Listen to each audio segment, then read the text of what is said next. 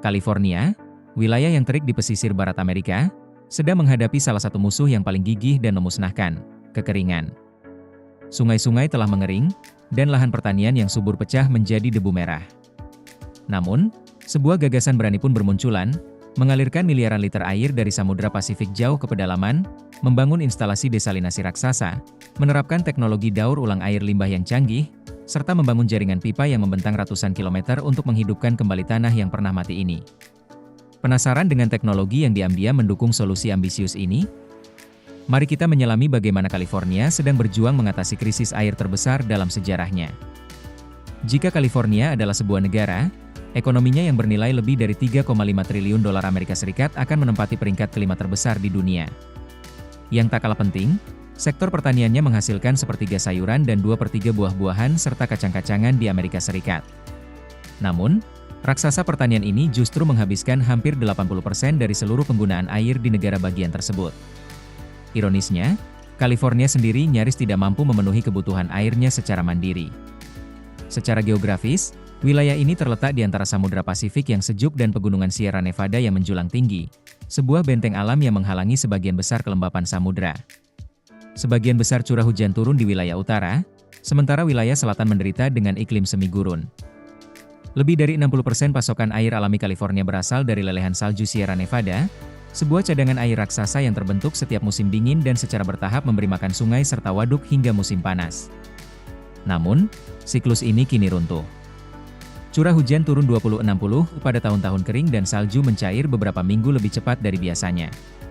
California saat ini sedang mengalami kekeringan terparah dalam 1.200 tahun, dengan waduk-waduk utama seperti Shasta, Oroville, dan Mead yang isinya turun hingga hanya 40% dari kapasitas maksimalnya. Itulah sebabnya Amerika tidak bisa hanya berdiam diri menunggu air dari pegunungan. Sebaliknya, mereka beralih ke sumber daya yang nyaris tak terbatas, air laut. Namun, air laut mengandung sekitar 3,5% garam, terlalu asin untuk diminum atau digunakan untuk irigasi. Disinilah teknologi desalinasi hadir, menyediakan pasokan air yang dapat digunakan secara praktis tanpa batas bagi California. Dan untuk memulai proses tersebut, pabrik-pabrik desalinasi raksasa dibangun di sepanjang pesisir Pasifik. Setiap harinya, fasilitas ini mengubah 7 juta liter air laut menjadi air minum dalam waktu hanya 90 menit dengan konsumsi energi yang besar. Langkah pertama adalah mengalirkan air laut langsung dari samudra ke daratan untuk menciptakan aliran air baku yang terus-menerus bagi pabrik. Untuk itu, para insinyur memasang pipa penarik berukuran besar yang terbuat dari baja karbon atau HDPE berdiameter lebar, seringkali berukuran 2 hingga 3 meter, yang dibangun tahan terhadap korosi garam, tekanan air, serta hantaman ombak. Setiap ruas pipa yang panjangnya puluhan meter diturunkan menggunakan derek berat, lalu disambung satu persatu dengan packing bertekanan tinggi dan las yang tertutup rapat. Terakhir, seluruh sistem pipa diperkuat dengan rangka baja dan jangkar di dasar laut agar tetap stabil menghadapi arus kuat di lingkungan pesisir yang keras. Proses desalinasi dimulai dengan menyedot air laut melalui pipa yang terhubung langsung ke layar pemasukan terbuka. Air diambil dari jarak beberapa ratus meter dari pantai, di mana penghalang dan saringan menangkap puing-puing besar serta mencegah biota laut ikut masuk. Sebuah pipa berdiameter 63 cm mampu menampung hingga 15 juta liter per hari, setara lebih dari 10.000 liter per menit. Di titik pemasukan, pompa berdaya dorong kuat mendorong air laut menuju pabrik. Namun, air yang masuk seringkali membawa penyerta tak diundang seperti ubur-ubur, kepiting, dan kadang ikan kecil. Agar tidak mengganggu sistem, saringan besar dipasang untuk menahan apapun yang berdiameter lebih dari 4,5 mm. Setelah itu, air melewati saringan halus untuk memisahkan partikel besar yang tersisa. Meskipun organisme besar telah disingkirkan, air masih penuh dengan endapan melayang. Solusinya adalah proses penyaringan yang berlangsung di dalam tangki-tangki besar. Air mengalir ke bawah melalui lapisan pasir dengan bantuan gravitasi. Celah di antara butiran pasir begitu kecil sehingga hanya air yang bisa lewat, sementara kotoran terperangkap. Pasir tersebut terus bergerak ke bawah berlawanan arah aliran air, sehingga partikel kotoran menempel pada permukaannya. Setelah tahap ini, air tampak lebih jernih, namun masih mengandung partikel mikroskopis yang tak terhitung jumlahnya. Segala sesuatu yang berukuran lebih kecil dari 1/10 ketebalan helai rambut pun tetap dihilangkan. Selanjutnya, pengaduk besar menggerakkan air, sementara pabrik menambahkan 2 bahan kimia, natrium hipoklorit sebagai disinfektan, dan besi klorida sebagai koagulan. Zat ini menyebabkan butiran halus dan kotoran menggumpal menjadi partikel yang lebih besar, yang kemudian mengendap di dasar tangki. Sebagian besar kotoran telah terbuang, namun air belum cukup jernih untuk memasuki tahap desalinasi. Setelah melewati penyaringan halus, air masuk ke sistem penyaringan kartrid, garis pertahanan terakhir sebelum proses osmosis balik. Di dalam setiap tabung terdapat beberapa elemen penyaring yang terbuat dari lapisan serat padat dengan pori-pori sekecil 1 hingga 5 mikron. Saat air mengalir dari luar ke arah tengah, partikel mikroskopis tersangkut di antara serat, sementara air bersih lolos meneruskan perjalanannya. Ketika kartrid jenuh, insinyur akan menggantinya agar sistem selalu bekerja maksimal. Air laut kemudian memasuki tahap paling krusial, pemisahan garam dari air. Garam sangat sulit dibuang karena ion-ionnya terikat kuat pada molekul air melalui gaya tarik elektrostatik. Untuk memutus ikatan ini, sistem harus memberikan tekanan yang sangat tinggi. Disinilah proses osmosis balik berlangsung dan keajaiban terjadi. Prinsipnya sederhana, berikan tekanan yang melampaui tekanan osmotik alami, paksa air melewati membran sangat halus, sementara garam dan kotoran tertinggal. Untuk menghasilkan tekanan tersebut, pabrik menggunakan pompa sentrifugal berdaya besar. Setiap bagian sistem mengatur tahapan tekanan tertentu, yang perlahan meningkat seiring perjalanan air. Saat keluar dari tahap akhir, tekanan mencapai sekitar 60 bar, sekitar 60 kali tekanan atmosfer, cukup kuat untuk memisahkan air dari garam hingga tingkat molekul. Setelah satu putaran penyaringan osmosis balik, air hampir bebas garam, namun masih mengandung sisa ion dan mineral yang harus dibersihkan agar memenuhi standar minum. Oleh karena itu, air dikirim ke tahap osmosis balik kedua dengan membran lebih halus dan tekanan sedikit lebih rendah namun efisiensi pembersihan garam lebih tinggi. Ini menurunkan konduktivitas listrik air ke tingkat yang sangat rendah, membuang sisa ion yang ada, dan menghasilkan air murni sempurna. Setelah melewati membran osmosis balik, air yang dihasilkan cukup bersih untuk irigasi, namun tingkat keasamannya perlu diseimbangkan sebelum aman dikonsumsi manusia. Biasanya dilakukan dengan menambahkan sedikit asam atau larangan penyeimbang agar masuk dalam batas aman. Air hasil desalinasi juga kekurangan mineral penting dibandingkan air biasa.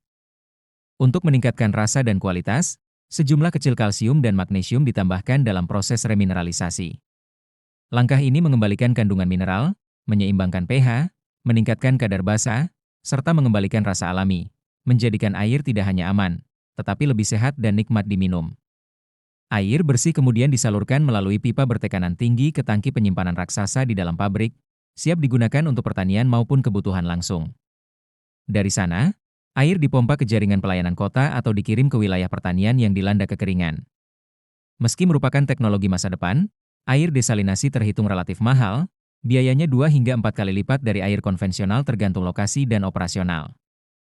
Namun, California tidak hanya mengandalkan pabrik desalinasi.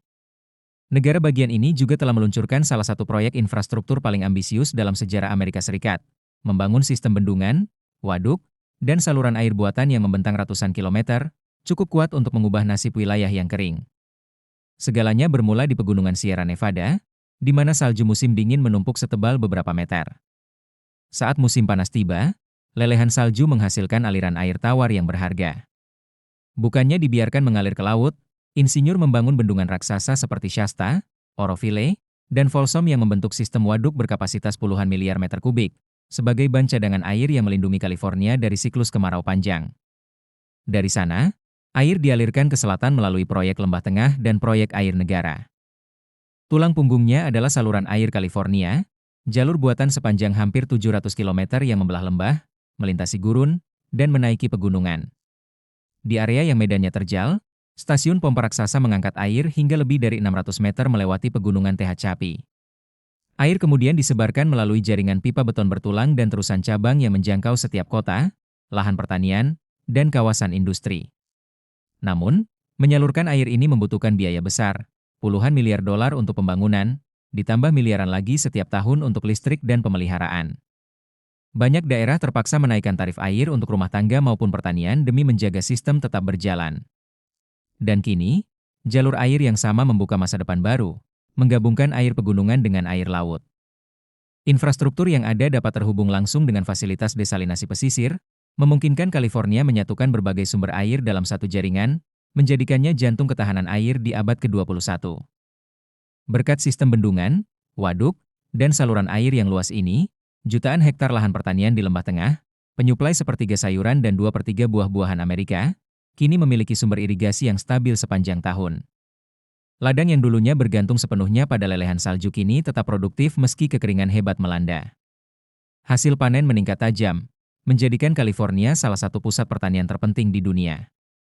Dan di samping air laut serta air tawar alami, California juga membangun instalasi daur ulang air limbah raksasa agar tak ada setetes pun yang terbuang. Fasilitas ini menambah pasokan bersih bagi kota dan pertanian sekaligus mengurangi pencemaran sungai dan laut. Perjalanan pengolahan air dimulai jauh di bawah tanah melalui jaringan selokan luas, tempat setiap tetes dari rumah tangga dan industri berkumpul. Aliran besar ini membawa campuran tak terduga, kertas, plastik, ranting, pasir, hingga minyak. Agar sistem tidak tersumbat, proses dimulai dengan penyaring batang baja tahan karat yang menangkap puing-puing besar. Pada tahap pengolahan awal, air limbah dialirkan ke bak pengendapan besar. Di sini aliran melambat, partikel berat seperti kotoran organik dan sisa makanan tenggelam menjadi lumpur primer, sementara alat pengambil permukaan mengangkat minyak dan sampah yang mengapung. Setelah pengendapan pertama, air masuk ke tahap penentu, pengolahan biologis di dalam tangki pengaerasi.